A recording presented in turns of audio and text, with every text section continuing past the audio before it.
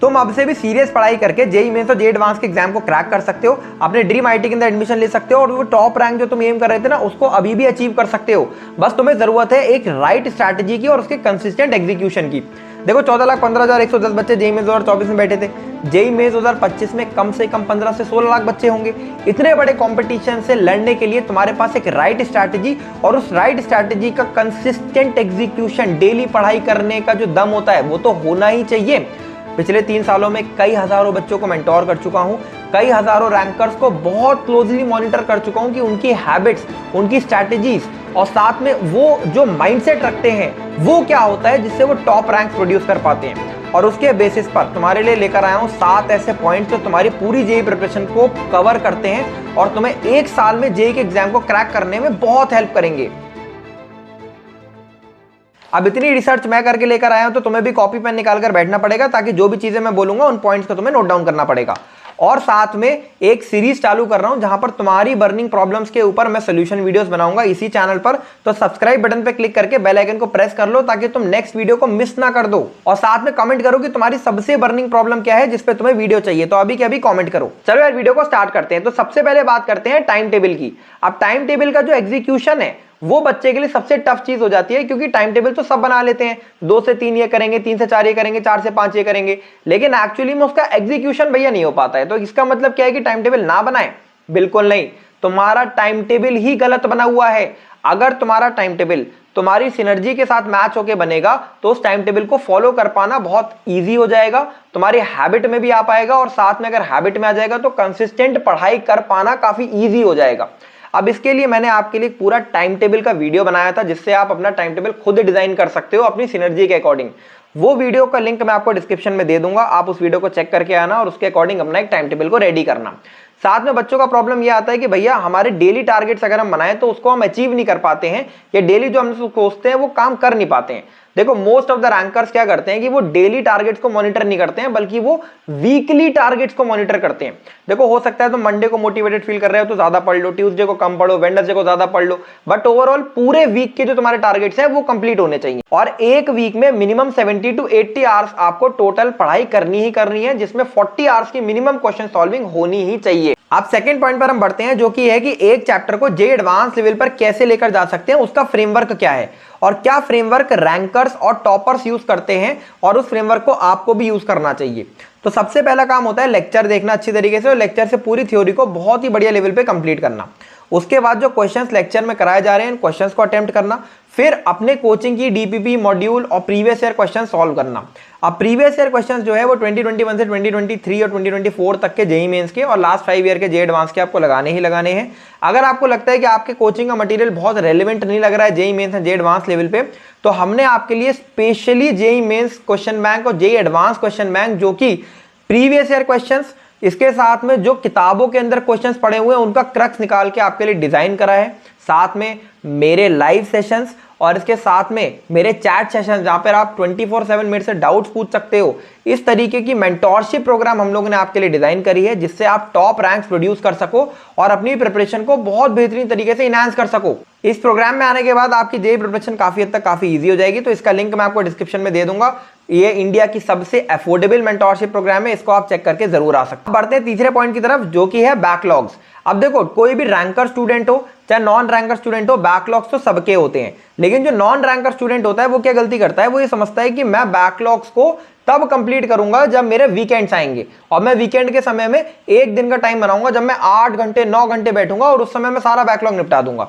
लेकिन इस तरीके से अगर आप करोगे तो वो समय कभी नहीं आने वाला है, क्योंकि आप डिले कर रहे हो। तो इसका तरीका क्या है कि आप रोज के रोज 2 घंटे का एक बैकलॉग आवर का समय बनाओ, जहां पर बैठकर आपको कंसिस्टेंटली वीकली आपको बैकलॉग्स को कवर करना है। तो डेली 2-2 घंटा बैकलॉग कवर करोगे और वीकेंड्स पर आप थोड़ा सा एक्स्ट्रा पढ़ लोगे तो आपका पूरा का पूरा बैकलॉग कवर होने के चांसेस बन जाएंगे। इसके साथ में एक हफ्ते के अंदर ये कोशिश करो कि मिनिमम 2 चैप्टर्स के बैकलॉग आपके कवर हो पाए। बैकलॉग के अंदर लेक्चर्स और क्वेश्चन सॉल्विंग को ऐसा मटेरियल उठा लो जिसमें क्वेश्चन सॉल्विंग 70-80 क्वेश्चन हो, जेईई मेंस और एडवांस लेवल के बीच के लेवल के क्वेश्चन हो, और प्रीवियस ईयर क्वेश्चन मेंस के और प्रीवियस ईयर क्वेश्चन एडवांस के आप लगा के रख लोगे तो काफी हद तक आपका जो बैकलॉग है वो कंप्लीट हो जाएगा। अब हमारे मेंटोरशिप में जो स्टूडेंट्स हैं हम उनको स्पेशल मटेरियल देते हैं बैकलॉग कवर करने के लिए, जिसमें मात्र 43 से 45 क्वेश्चंस प्लस जेईई मेंस के क्वेश्चन और जेईई एडवांस के क्वेश्चन मिलाकर उनका बैकलॉग मार्क 70-80 क्वेश्चंस के अंदर बहुत अच्छे लेवल पे कंप्लीट हो जाता है। अब चौथा पॉइंट है subject wise strategy. Physics, chemistry और मैथ को हमें कैसे कैसे टैकल करना है, इसका नेचर कैसा है और किस तरीके से इसको एक्सेल कर सकते हैं, इसके अंदर देखते हैं। फिजिक्स के अंदर मोस्टली थ्योरी और क्वेश्चन सॉल्विंग का बहुत बड़ा रोल है, दोनों ही चीजों का बहुत बड़ा रोल है। तो थ्योरी जो होती है वो आपने अगर अच्छी तरीके से कवर कर लिया तो मैं आपको स्पेशली रिकमेंड करूंगा कि एक अच्छी सी बुक उठा लो, कोई डीसी पांडे उठा लो, सिंगेज उठा लो, उसके जो सॉल्व्ड एग्जांपल्स होते हैं, चाहे आप उसकी एक्सरसाइज ना कर रहे हो, आप खुद के मॉड्यूल सॉल्व कर रहे हो, लेकिन उसकी जो एक्सरसाइजेस से पहले सॉल्व्ड एग्जांपल्स होते हैं, उन सॉल्व्ड एग्जांपल्स को आप जरूर सॉल्व करें, क्योंकि वो सॉल्व्ड एग्जांपल्स आपको एक आइडिया दे देंगे कि हर तरीके की थ्योरी को क्वेश्चंस में कैसे अप्लाई करना है। हम अपनी मेंटोरशिप के अंदर भी स्पेशल कॉन्सेप्ट नोट्स प्रोवाइड करते हैं स्टूडेंट्स को, जहां पर उनको सॉल्व्ड एग्जांपल्स मिलते हैं जिसके थ्रू वो क्वेश्चन सॉल्विंग को इंप्रूव कर पाते हैं। तो ये चीज आप भी कर सकते हो। अब बात करते हैं केमिस्ट्री की। केमिस्ट्री में फिजिकल केमिस्ट्री जो होती है उसका नेचर सिमिलर टू फिजिक्स होता है, तो जैसे हमने फिजिक्स को अप्रोच करा वैसे ही फिजिकल को अप्रोच करेंगे। इसके अलावा जो ऑर्गेनिक एंड इनऑर्गेनिक है उसके अंदर आपको हर एक चैप्टर को कंप्लीट करने के बाद उसके शॉर्ट नोट्स बनाने हैं और उसको कम से कम 2 से 3 बार रीड जरूर करना है। अगर आप उसको 2 से 3 बार रीड नहीं करोगे तो वो अब तक आपके दिमाग में रिटेन नहीं होगा। इसके बाद मैं आपको स्पेशली रिकमेंड करूंगा कि केमिस्ट्री के अंदर आपको एनसीईआरटी की रीडिंग जरूर लगानी है, क्योंकि एनसीईआरटी रीड करने के बाद आपको जेईई मेंस के जब आप प्रीवियस ईयर करोगे तो आपको लगेगा कि ये एनसीईआरटी की लाइन से क्वेश्चंस पूछे जा रहे हैं, तो ये चीज बहुत जरूरी है। और तीसरा सब्जेक्ट आ जाता है जिसको सब लोग इग्नोर कर देते हैं और जिसकी वजह से मोस्ट ऑफ द स्टूडेंट्स जो है वो जेईई मेंस 2024 के अंदर सेलेक्ट नहीं हो पाए हैं, वो सब्जेक्ट है मैथ। अब मैथ्स में बच्चे गलती क्या करते हैं, भैया मैं तो पूरा सिलेबस कंप्लीट करूंगा, या तो पूरा सिलेबस करूंगा और अगर मैं नहीं कर पा रहा हूं तो भैया मैं मैथ्स बिल्कुल ही नहीं करूंगा, मैं फिजिक्स और केमिस्ट्री कर लूंगा। तो ये अप्रोच बिल्कुल खराब अप्रोच है। अगर आप मैथ्स को 50% भी कंप्लीट करते हो और बहुत अच्छे लेवल पे कंप्लीट करते हो तो मेंस और एडवांस में अच्छी रैंक लाने से आपको कोई नहीं रोक सकता। तो आप एक चैप्टर उठाओ, उसको पूरा एडवांस लेवल तक सॉल्व करने की कोशिश करो, पूरे उसमें घुस जाओ, 15 दिन लगाओ, 10 दिन लगाओ, ताकि एक बार आपको आइडिया लग जाए कि किस तरीके से एडवांस लेवल पहुंचना है। और 15 दिन लगाने के बाद उस चैप्टर को एडवांस लेवल पे रेडी करने के बाद आप सिलेबस के पीछे मत भागो, आप ये कोशिश करो कि आप जितने भी चैप्टर्स करो वो एडवांस लेवल तक करो, ताकि एग्जाम में उसका क्वेश्चन बन पाए। 5वें पॉइंट की बात करते हैं जो कि है रिवीजन स्ट्रैटेजी। अब मोस्ट ऑफ द टॉपर्स ये 3 रिवीजन स्ट्रैटेजीज को यूज करते हैं, जो अब आपको भी यूज करनी है। सबसे पहली रिवीजन स्ट्रैटेजी है डेली रिवीजन स्ट्रैटेजी। भाई तुमने जो लेक्चर में पढ़ा, मोस्ट ऑफ द टॉपर जो मैं देखता था वो क्या करते थे, पहले दिन जो पढ़ेंगे उसको 30 मिनट रिवाइज करेंगे उसी दिन, फिर अगले दिन की जो पढ़ेंगे उसको अगले दिन रिवाइज करेंगे उसी दिन। तो डे 2 में जो डे 2 में पढ़ाया गया उसको डे 2 में रिवाइज करा, और जो डे 1 में पढ़ाया गया था उसको भी 15 मिनट रिवाइज करा। फिर डे 3 में क्या करेंगे, डे 3 में जो पढ़ाया गया वो रिवाइज करेंगे, और डे 2 में जो पढ़ाया गया था उसको 10 मिनट्स रिवाइज करेंगे, और जो डे 1 में पढ़ाया गया था उसको भी 5 मिनट रिवाइज करेंगे। तो जो डे 1 में पढ़ाया गया उसको ये लोग 3 बार रिवाइज कर लेते थे। ये साइकिल आगे चलती चलेगी और इस तरीके से एक टॉपिक जो कोचिंग में कराया गया है फ्रेश, उसको ये लोग 3 बार रिवाइज कर लेते थे, दिमाग में ज्यादा रिटेन कर पाते थे। फिर उसके बाद दूसरी स्ट्रैटेजी जो यूज करते हैं वो है शॉर्ट नोट मेकिंग। जैसे आप चैप्टर कंप्लीट करो उसके शॉर्ट नोट जरूर रेडी कर लो, और उस शॉर्ट नोट्स की मदद से हर एक दिन आधा 1 घंटे का टाइम बना लो जहां पर आपको पुराने चैप्टर के शॉर्ट नोट्स को रीड करना है। और वीकेंड्स पे जैसे जिन जिन के चैप्टर से आपने शॉर्ट नोट्स रीड कर लिए, वीकेंड्स पर उनके आपके जो फुल नोट्स में क्वेश्चंस पढ़े हैं या प्रीवियस ईयर क्वेश्चंस पढ़े हैं उनको आपने सॉल्व करना है, ताकि आप फुल रिवीजन एक बढ़िया सा कर पाओ। और तीसरी रिवीजन स्ट्रैटेजी जो ये मोस्टली यूज करते हैं टॉपर्स, वो ये होती है कि जैसे मान लो आपने एक चैप्टर कंप्लीट कर लिया है, तो उस चैप्टर को कंप्लीट कर लेने के बाद वो एडवांस लेवल के जब आप क्वेश्चंस लगाते हो तो उसमें से कुछ कुछ चीजें होती हैं जो आपको नहीं पता लगती हैं, जो आपको ऐसा लगता है कि इसमें मैंने कुछ क्वेश्चन सॉल्विंग टेक्निक सीखी है।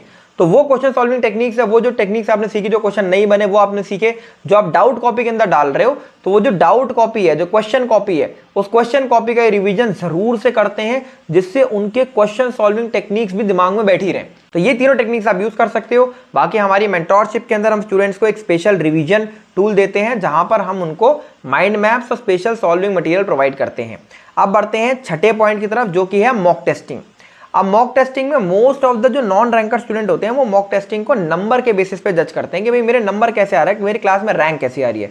देखो इलेक्ट्रोस्टैट और इलेक्ट्रिसिटी का टेस्ट है, कैसे भी नंबर आ जाए, कैसी भी रैंक आ जाए, कुछ मैटर नहीं करता है। मैटर ये करता है कि इलेक्ट्रोस्टैट और इलेक्ट्रिसिटी में जो टॉपिक्स तुम्हें अच्छे से आते थे वो टॉपिक्स तुम एग्जाम में गलत नहीं करोगे, और अगर तुम गलत कर रहे हो या अनअटेम्प्टेड रह जा रहे हैं तो वापस आके तुम्हें उसका एनालिसिस करना है, एनालिसिस करके उसको वापस से नोट से रिवाइज करना है और इसके बाद उसके प्रीवियस ईयर क्वेश्चंस लगाने हैं, खूब जम के क्वेश्चन प्रैक्टिस करनी है ताकि वो गलती अगले टेस्ट में ना हो।